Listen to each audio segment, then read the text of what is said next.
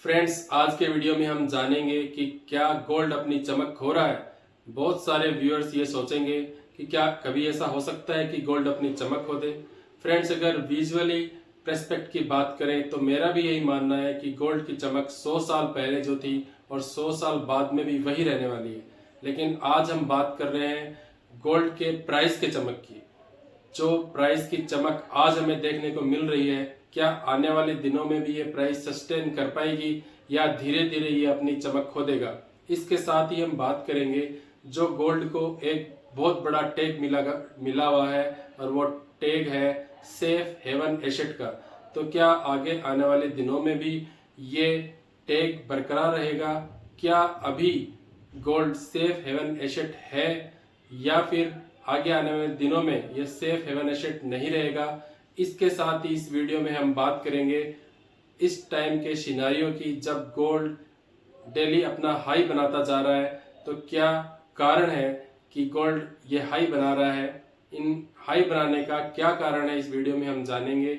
इसके साथ ही हम जानेंगे कि as a retail investor, as a investor हमें इस सिनारियो में क्या करना चाहिए। क्या गोल्ड को बाई करना चाहिए, या अगर हमने ऑलरेडी गोल्ड बाई कर रखा है तो क्या उसे क्रेश के डरते हुए, जो कि बहुत सारे एनालिस्ट बोल रहे हैं कि गोल्ड में क्रेश आ सकता है वो भी 40% के आसपास का, तो क्या हमें सारा पोर्टफोलियो से गोल्ड निकाल देना चाहिए, सेल आउट कर देना चाहिए?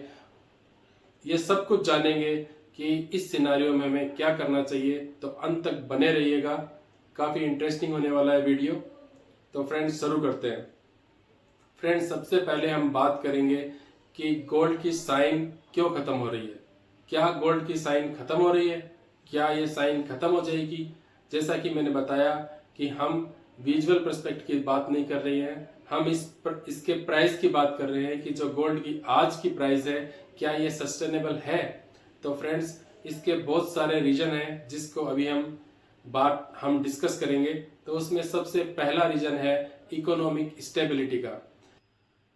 फ्रेंड्स, गोल्ड को सेफेस्ट हेवन का ताज मिलने का सबसे बड़ा रीजन है इकोनॉमिक स्टेबिलिटी। इस अनप्रडिक्टेबल वर्ल्ड ऑफ फाइनेंस में, जहां market can crash at any time, कभी भी इकोनॉमिक क्राइसिस स्ट्राइक कर सकती है विदाउट एनी वार्निंग। अगर हम अभी की बात करें तो किसने सोचा था कि जो ट्रम्प का सेकेंड टेन्योर आएगा तो उसमें टेरिफ वार छिड़ जाएगी और एक इकोनॉमिक क्राइसिस डेवलप हो जाएगा ऑल ओवर द वर्ल्ड। तो ऐसे सिनारियो में ऐसा कौन सा एसेट है जो सबसे सेफ माना जाता है? तो वो है गोल्ड। और यही कारण है कि गोल्ड को एक सेफेस्ट हेवन के एसेट के नाम से जानते हैं। तो सबसे पहला रीजन है गोल्ड का इकोनॉमिक स्टेबल होना। और फ्रेंड्स, गोल्ड हिस्टोरिकली हमेशा से ही एक सिंबल रहा है स्टेबिलिटी का और फाइनेंशियल सिक्योरिटी का।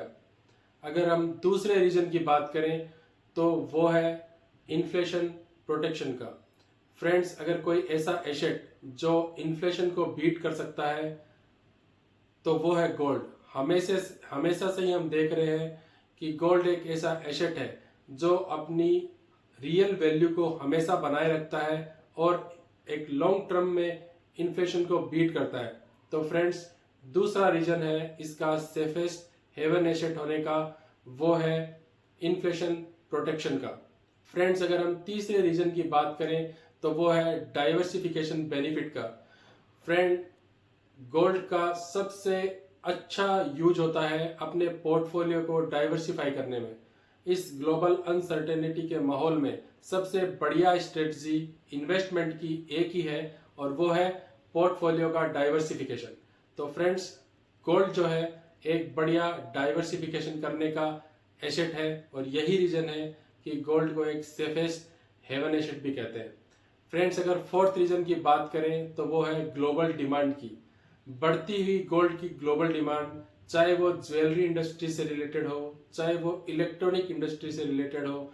फ्रेंड्स, आपने ये तो सुना ही होगा कि अगर हम मोबाइल में एवरेज गोल्ड की बात करें तो हमें 50 मिलीग्राम का गोल्ड इस मोबाइल में लगता है जो हम डेली यूज करते हैं। तो इलेक्ट्रॉनिक इंडस्ट्री में भी गोल्ड का काफ़ी यूज है। और इसके अलावा जो चिकित्सा क्षेत्र है उसमें भी गोल्ड का काफ़ी यूज होता है। तो इसके कारण गोल्ड की डिमांड बढ़ रही है और यही कारण है इसको एक सेफेस्ट हेवन का ताज भी मिला हुआ है। फ्रेंड्स, अगर हम बात करें गोल्ड की यूज की, तो मुझे लगता है इंडिया में जो इकोनॉमिक क्राइसिस हुआ था 1991 में, वो हम कैसे भूल सकते हैं, जिसमें गोल्ड ही था जिसने हमारी इकोनॉमी को बचाया था। हाँ, ये अलग बात है कि बहुत सारा सोना, अप्रोक्सीमेट 67 टन गोल्ड को एयरलिफ्ट करके ब्रिटेन जैसी कंट्री में भेजा गया, लेकिन वो एक ऐसा समय था जिससे हमारी कंट्री उभर के आई और उसके लिए हमें कोलेट्रल देना पड़ा गोल्ड का। तो फ्रेंड, गोल्ड एक बहुत ही सेफेस्ट हेवन एसेट है और मेरा ये मानना है ये हेवन एसेट था और आगे के टाइम में भी ये एसेट बना रहेगा। फ्रेंड्स, लेकिन अगर बात करूं इसकी, जो लोग बात करते हैं कि पोर्टफोलियो को कंप्लीट हेज करने के लिए, तो आज के सिनारियो में मुझे नहीं लगता कि आप अपने पोर्टफोलियो का हेजिंग केवल गोल्ड से कर सकते हैं। इसका रीजन बहुत ही सिंपल है फ्रेंड्स। 2009 से पहले की बात करें तो जब जब इकोनॉमिक क्राइसिस आया है तब तब गोल्ड में के प्राइस में बढ़ोतरी हमने देखी है। लेकिन अगर 2009 के बाद की बात करें, 2009 से लेकर 2025 की बात करें, तो फ्रेंड्स गोल्ड और इक्विटी मार्केट दोनों ही सेम ही डायरेक्शन की ओर बढ़ रहे हैं, वो भी बढ़ती हुई साइड में। तो फ्रेंड्स, अगर हम देख सकते हैं कि 2009 से अगर इक्विटी और गोल्ड दोनों सेम ही डायरेक्शन में चल रहे हैं तो आप उसको हेज कैसे करिएगा। तो फ्रेंड्स, मेरा मानना है कि गोल्ड जो है वो बेस्ट डाइवर्सिफिकेशन एसेट है। आपके पोर्टफोलियो को डाइवर्सिफाई करने के लिए गोल्ड का यूज करना चाहिए, न कि कंप्लीट हेजिंग के लिए। फ्रेंड्स, अब हम बात करेंगे कि गोल्ड की प्राइस जो है वो स्काई रॉकेट क्यों हो रखी है, क्या रीजन है कि गोल्ड की प्राइस बढ़ती ही जा रही है। अगर हम इसके सबसे इम्पोर्टेंट रीजन की बात करें तो वो है ग्लोबल वॉर क्राइसिस। फ्रेंड्स, जैसा कि हम देख रहे हैं रसिया और यूक्रेन की लड़ाई अभी खत्म होने का नाम नहीं ले रही है। इसके अलावा बीच में ईरान और इजराइल का वार छिड़ गया था और इजराइल और हमास का वॉर तो अभी भी चल ही रहा है। तो ऐसे सिनारियों में इन्वेस्टर को इकोनॉमिक क्राइसिस का डर रहता है और यही रीजन है कि लोग गोल्ड को परचेज करते रहते हैं और उसके कारण डिमांड बढ़ती है और डिमांड बढ़ने से गोल्ड के प्राइस में भी बढ़ोतरी होती है। तो फ्रेंड्स, सबसे पहला रीजन है ग्लोबल वॉर क्राइसिस। और अगर हम बात करें ट्रम्प की, तो ट्रम्प टैरिफ भी एक वार से कम नहीं है, जिसके कारण एक इकोनॉमिक क्राइसिस खड़ा हो गया है। और ये भी रीजन है कि इकोनॉमिक क्राइसिस से डरते हुए लोग गोल्ड में निवेश कर रहे हैं। तो फ्रेंड्स, पहला रीजन था ग्लोबल वॉर क्राइसिस। और अगर हम सेकेंड रीजन की बात करें तो वो है रुपए का डॉलर के अगेंस्ट में कमजोर होना। फ्रेंड्स, जैसा कि आप सभी को पता होगा, हम 5th और 6th लार्जेस्ट इंपोर्टर हैं गोल्ड के। और ऐसे सिनारियों में जब हम गोल्ड को बहुत ज़्यादा अमाउंट में इंपोर्ट करते हों, तो अगर रुपए की वैल्यू डॉलर की तुलना में कम होगी तो आप इसको ऐसे समझ सकते हैं, अगर 100 रुपए का गोल्ड 10 ग्राम आता हो और अगर रुपए की वैल्यू कम हो जाए तो 10 ग्राम गोल्ड जो हम 100 रुपए में ले रहे थे अब हमें 110 रुपए 105 रुपए में लेना पड़ेगा। तो इंडियन मार्केट में गोल्ड की प्राइस बढ़ जाएगी। तो यह भी एक रीजन है गोल्ड की प्राइस का बढ़ने का। फ्रेंड्स, गोल्ड की प्राइस का बढ़ने का तीसरा कारण है मॉनेटरी पॉलिसी का ईज होना।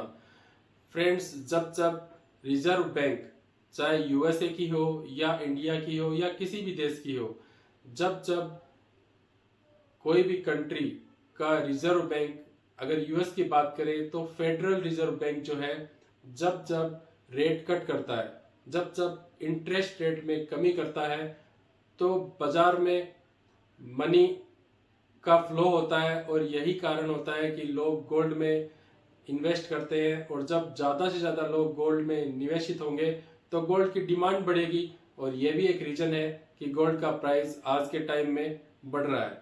फ्रेंड्स, अगर हम फोर्थ रीज़न की बात करें तो वो है इन्फ्लेशन के कारण। इन्फ्लेशन का जो डर है वो भी एक रीज़न है। जैसे कि हमने पहले बात किया था कि गोल्ड को हम सेफ हेवन एसेट क्यों कहते हैं, क्योंकि हमेशा ये आपके मनी को इन्फ्लेशन से प्रोटेक्ट करता है। तो ऐसे सिनारियों में जहाँ पे कभी भी वॉर किसी भी कंट्री के साथ हो सकता है, टेरिफ वॉर हम ऑलरेडी झेल रहे हैं, तो ऐसे सिनारियों में इन्फ्लेशन बढ़ने का खतरा हमेशा बना रहता है। और यही रीजन है कि लोग ज़्यादा से ज़्यादा गोल्ड खरीद रहे हैं इन्फ्लेशन को बीट करने के लिए, और ज़्यादा खरीद रहे हैं तो डिमांड बढ़ेगी और गोल्ड का प्राइस बढ़ रहा है। तो ये भी एक रीज़न है गोल्ड का प्राइस बढ़ने का। फ्रेंड्स, गोल्ड की कीमतें बढ़ने का फिफ्थ रीजन है गोल्ड रिजर्व में बढ़ोतरी होना।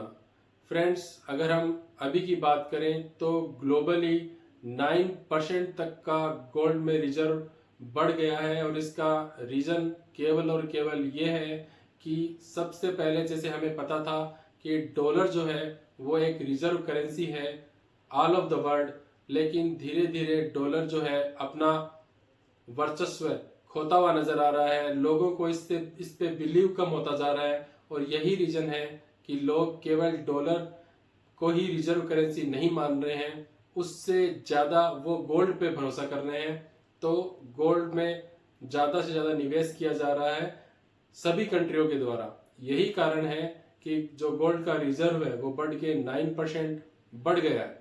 तो ये भी एक रीजन है, जब कंट्री ही गोल्ड खरीद रही हो, सारी कंट्रियां खरीद रही हो, तो गोल्ड का प्राइस ऑटोमेटिकली डिमांड बढ़ने से बढ़ेगा। तो ये एक फिफ्थ रीजन है गोल्ड का डिमांड बढ़ने का। फ्रेंड्स, अगर हम लास्ट 5 से 6 सालों की बात करें तो गोल्ड का प्राइस था 32,000 10 ग्राम के लिए, और अगर हम आज की बात करें तो 10 ग्राम की रेट है 1,05,000 के आसपास। तो फ्रेंड्स, अगर हम इसको परसेंटेज ऑफ रिटर्न की बात करें तो ये आता है 200% के आसपास। तो यही रीजन है कि बहुत सारे जो इन्वेस्टर हैं वो गोल्ड की तरफ अट्रैक्ट हो रहे हैं। उनका मानना है कि जो अभी तक इसने रिटर्न दिया है, आगे आने वाले दिनों में भी शायद ये इसकी रफ्तार, रिटर्न देने की रफ्तार यही रहेगी। तो फ्रेंड्स, अभी हमने ये सारी बात तो कर ली कि प्रेजेंट गोल्ड का प्राइस क्या है, क्या रीजन है कि गोल्ड का प्राइस बढ़ रहा है, लेकिन एज ए इन्वेस्टर आज के टाइम में, आज की सिनारियो में हमें क्या करना चाहिए। तो फ्रेंड्स, अगर हम इन्वेस्टमेंट की बात करें तो इसको हम 3 हिस्सों में डिवाइड कर सकते हैं। पहला हिस्सा तो ये है कि आप लमसम इन्वेस्ट नहीं करना चाहते हैं, तो अगर आप एसआईपी करना चाहते हैं तो एसआईपी आप अभी भी कर सकते हैं, क्योंकि एसआईपी का तो कोई टाइम नहीं होता है। नोबडी नोज कि गोल्ड का प्राइस आगे आने वाले टाइम में क्या होगा, क्या इकोनॉमिक क्राइसिस होगा, क्या यूएसए जो है वो उसमें रिसेशन आ जाएगा, कोई भी नहीं बता सकता। केवल प्रेडिक्शन हो रहा है कि आगे आने वाले दिनों में यूएसए में रिसेशन आ जाएगा और गोल्ड का प्राइस काफ़ी बढ़ जाएगा, तो आप निवेश कर दो। ऐसे निवेश नहीं किया जाता है। अगर आपको निवेश करना ही है तो आप एसआईपी मोड में धीरे धीरे निवेश कर सकते हैं। अगर इन केस प्राइस गिर भी जाता है तो आपकी प्राइस एक एवरेज प्राइस होगी, तो आपके कैपिटल को ज़्यादा नुकसान नहीं देगा।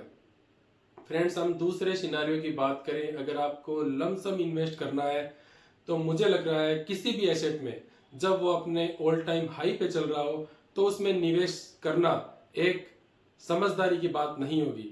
जैसा कि बहुत सारे एनालिस्ट का कहना है कि गोल्ड प्राइस यहाँ से 40% तक भी टूट सकता है, और ये पॉसिबल भी है। रीज़न ये है कि अगर आपको लमसम इन्वेस्ट करना है तो आपको वेट एंड वॉच की स्थिति में होना चाहिए।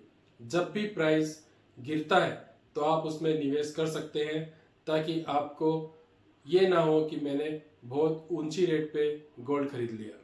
फ्रेंड्स, अगर हम थर्ड सिनारियो की बात करें जिसमें आपने गोल्ड बाई करके रखा है, तो क्या आप सेल कर दें। तो इस सिनारियो में जिसमें आपने गोल्ड बाई कर रखा है, तो मुझे लगता है आपको ग्लोबल मार्केट को बहुत ही क्लोजली मॉनिटर करने की जरूरत है। क्योंकि फ्रेंड्स, अगर ये न्यूज़ आती है कि रसिया यूक्रेन वॉर ख़त्म हो गया है या ख़त्म होने वाला है, तो गोल्ड प्राइस क्रैश कर सकता है। और इसका बड़ा रीज़न ये है कि जैसे कि अभी हमने बात किया कि गोल्ड का रिजर्व है कंट्रियों ने 9% तक बढ़ा के रखा है। इन केस ये वॉर ख़त्म होती है और मार्केट में स्टेबिलिटी आती है, तो सारा पैसा इक्विटी मार्केट की तरफ शिफ्ट करने वाला होगा, और ऐसे सिनारियों में गोल्ड की कीमतें क्रैश कर सकती है। हाँ, मैं ये नहीं मानता कि गोल्ड 50 या 40% तक क्रैश कर जाएगा, हाँ, लेकिन ये जरूर है, अगर ऐसा हुआ, रशिया और यूक्रेन का वार अगर खत्म होता है और दूसरा एक रीजन जो कि टेरिफ वॉर, अगर अमेरिका से कोई गुड न्यूज आती है टेरिफ के बारे में सभी देशों के लिए, तो ये भी एक बहुत बड़ा इंडिकेटर हो सकता है कि गोल्ड का जो रिजर्व है उसको कंट्रियां वो सेल करने लगे मार्केट में। और अगर ऐसा हुआ तो गोल्ड प्राइस में कमी आ सकती है और यहाँ से गोल्ड 15 से 20% तक भी क्रेश कर सकता है।